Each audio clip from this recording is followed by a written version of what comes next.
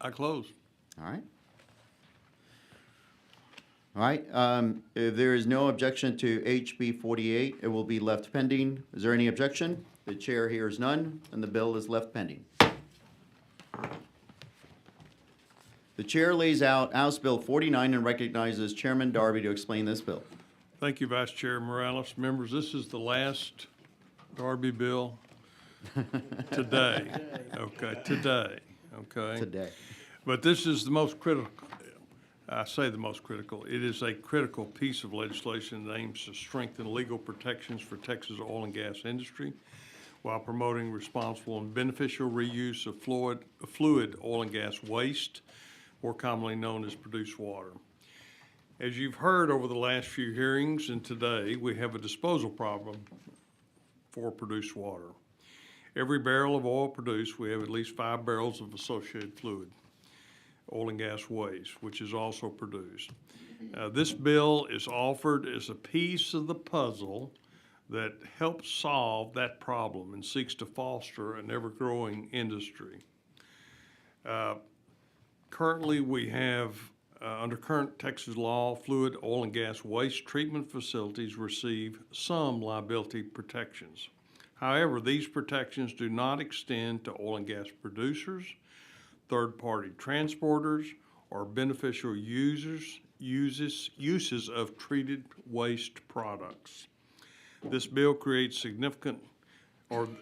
this environment creates significant legal risks for industry and stakeholders and hinders investment in waste treatment and reuse facilities. This bill seeks to address these issues by expanding and clarifying identification for entities involved in the production, conveyance, and treatment of fluid oil and gas waste. This bill provides legal certainty while maintaining accountability for intentional misconduct and gross negligence. First of all, House Bill 49 extends certain liability protections to oil and gas producers, third-party transporters, and all beneficial uses of treated waste products. Second, this bill ensures liability is only assigned in cases of intentional misconduct, gross negligence, and failure to comply with environmental regulations. And thirdly, this bill also limits excessive punitive damages by preventing lawsuits for punitive damages based solely on ordinary negligence and regulatory noncompliance when administrative penalties already apply. By clarifying liability standards, ensuring fairness and legal protections, and maintaining strong accountability, this bill promotes a balanced approach, supporting industry innovation while ensuring responsible environmental stewardship. This bill strikes a reasonable balance, protecting businesses from frivolous lawsuits while ensuring accountability where it truly matters. This legislation will help Texas remain a leader in energy production and environmental responsibility. Members, I want to be clear. House Bill 49 is not about ownership. Let me repeat that. This bill is not about ownership of fluid oil and gas waste. It is about offering regulatory certainty to the industry that is the backbone of this state. And with that, I'll be happy to answer any questions. All right, members, any more questions for Chairman Darby? Seeing none. All right, we'll proceed to testimony. The chair calls, all right, folks, bear with me. There's a total folks registered. We're 36. We're expecting 11 to testify. We'll go through it quickly. The chair calls George Christian. George Christian. Sir, we have you marked as George Christian, registered as George Christian on behalf of the Texas Civil Justice League. You're testifying for HB 49, is that correct? That is correct, Mr. You may proceed, sir. Thank you. My name is George Christian. I'm senior counsel of the Texas Civil Justice League. Our organization for the last 40 years has worked on legal liability issues such as this one.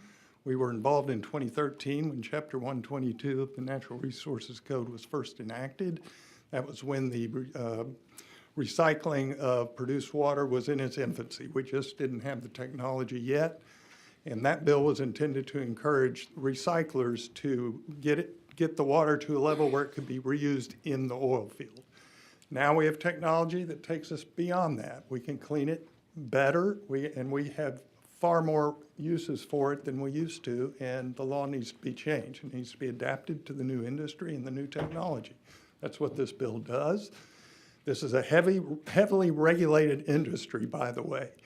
And what we're trying to do is make sure the regulators can permit these activities and that there's an administrative process if somebody violates a permit. We do not need to add a bunch of litigation to that. Let's go through the administrative process we already have. And that's what this bill really, I think, boils down to, is you let those regulatory agencies do their job, and if you have a problem and somebody violates a permit, then you can have a lawsuit about it. But it really does kind of put in our view, puts the horse in the right place. I'd be happy to answer questions.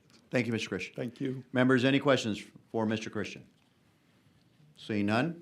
Thank you. You for your testimony. The chair now calls Michael Dobbs. Michael Dobbs? Sir, we have you registered as Michael Dobbs, Senior Vice President and General Counsel of the Texas Pacific Land Corporation. You're testifying for HB 49, is that correct? That's correct. You may proceed. Thank you, Mr. Vice Chair, Mr. Chairman, other members of the committee. A little bit of background. Texas Pacific Land Corporation owns about 870,000 surface acres in Texas, a majority in the Permian Basin. Have an oil and gas royalty on excess of 450,000 of those acres. We also have a water services business that provides both brackish water and treated produced water for oil and gas completions. Just as an example, on any given day, about on average 4 million barrels of produced water across this TPL property. With that, we treat and resell 200,000 to 300,000 barrels of produced water for the oil and gas industry. Given this significant ownership, surface ownership, and significant exposure of produced water, we have a vested interest ensuring both that the continued development of Texas oil and gas resources, but also the responsible handling of produced water and potential reuses. Foreseeing this issue many years ago, invested a lot of money as a company in finding alternatives to disposal of produced water, invested in treatment technologies and reuse capabilities throughout the Delaware and the Midland Basin. We've secured land outside of the Permian Basin for alternative disposal locations outside of the oil and gas producing areas. And the last couple of years, spent significant resources in desalination technologies, have a pilot plant up and running, another one being currently constructed that'll produce or generate or treat 10,000 barrels of desalinated or produced water into desalinated water suitable for surface discharge, aquifer recharge, and agriculture and other uses. And we think that these alternatives are key to the industry's future for dealing with produced water.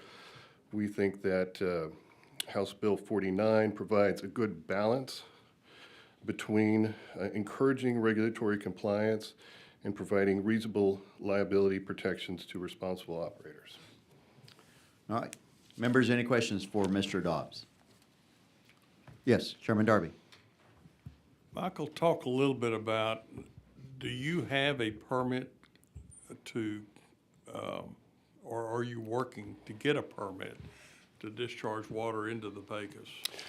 Yes, sir. We had land application permits for pilot programs to grow alfalfa and are expanding that to move our footprint to up to 100 acres of alfalfa and have applied for a discharge permit to release treated produced water into a tributary of the Pecos with the ultimate goal of being able to desalinate and treat produced water that can either be put into the ground to refill the aquifers in the region or into the Pecos River to increase the water resources of the state of Texas.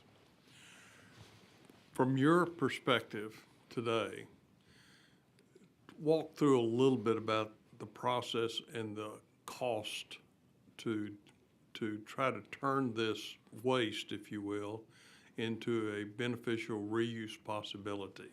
Is this a wonderful business model right now that you're making millions of dollars for? or tell this committee a little bit about some of the challenges you see in treating oil and gas fluid waste to the level that we can achieve some beneficial reuse for. Certainly, out of the oil and gas industry, reuse produced water as a viable alternative for water resources takes a lot of capital expenditures. As I don't know if there's been testimony here today, but produced water is probably 3 times more salty or has more chlorides than seawater. So technologies even that are in use today for desalinating seawater have to be modified to account for the increase in the salt content, meaning that significant amounts of money have to be spent to turn that water into something that's usable. Even today in Texas and other places of the world, desalination is a very expensive endeavor, even for seawater. So you apply that to produced water, and it creates a significant amount of capital expenditure for to generate the water in an area that's somewhat obviously arid, but to transport that water to places that may need it, cities and stuff like that, is going to take even more capital investment. So can you describe for the committee what the condition of the water that you would release into the Pecos River Basin? Would Cer- that be kind of like distilled water, that pure? Certainly. The difficulty that we've had on the technical side is once you get it clean enough to remove enough of the impurities to discharge it, you need to add the things back that nature likes. And so in order to put water back into the ecosystem, you're really having to take everything that you can out of it from produced water and then put in those minerals that would naturally be found in the natural environment. So it's almost a several multi-phase process. In the end, you're taking water that's near distilled water and having to add some minerals back to get it close to the natural water we get today. So the water that you'll be introducing into the Pecos River Basin will actually be cleaner than the water currently residing in the Pecos River Basin. Absolutely. Thank you, Michael. All right, thank you, Mr. Chairman. Any more questions from this witness? One more. Yes, sir. Go ahead. From your perspective, the terms of this bill, you and your company are trying to make this a viable economic model, or you're not? You're trying to make this work. We're trying to make the produced water situation for the industry work, because if the handling of produced water impacts oil and gas production, it impacts our bottom line. So we've been pushing to find avenues in addition to making it produced water a manageable situation, but yes, certainly where we can capitalize on that But opportunity. you have an option. You can simply throw it back down in a hole, can you not? You can put it down a saltwater disposal well. And What's the there's, problem with that? we're running out of space. We are about full in the Permian Basin as far as, I wouldn't say full, but we're getting there. The end is in sight of putting stuff downhole in the Permian Basin. Well, if oil and gas cannot take this byproduct, this produced oil and gas waste, if you will, and find a beneficial use, and we can't put it down a hole because that hole creates, the water in that hole creates seismicity issues, what would you suspect the oil and gas industry would do in this state? Well, they're adapted enough to come up with solutions besides shutting in wells, but that's the other option. If you can't find a use for it and you can't properly dispose of it.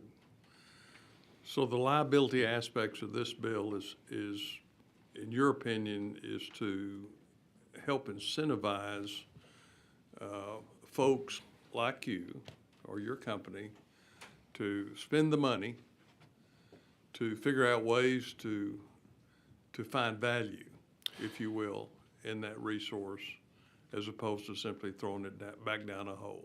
That's correct, and it also gives oil and gas operators comfort if they do provide their water to be reused. That is not going to come back to them and impose liability on them greater than they would have received if they just put it down a hole in the first place. Thank you, Michael. Michael, I do have some questions. Is there a current market right now without this piece of legislation for your 200 to 300,000 produced barrels? Is that annually? That's daily, Daily? yes. Oh my God. Wow. Okay. Well, there is a market for reusing produced water. It is not a market that I would say anybody could pick up and go start delivering produced water to the oil and gas industry. If you're going to frack a well, it's high intensity for short duration, and then they move 30 miles, and high intensity for short duration. So there is certainly a market for treating produced water and reusing it, but to take all the produced water that is produced and finding a home for reuse, there's far more water than there is need for frack water.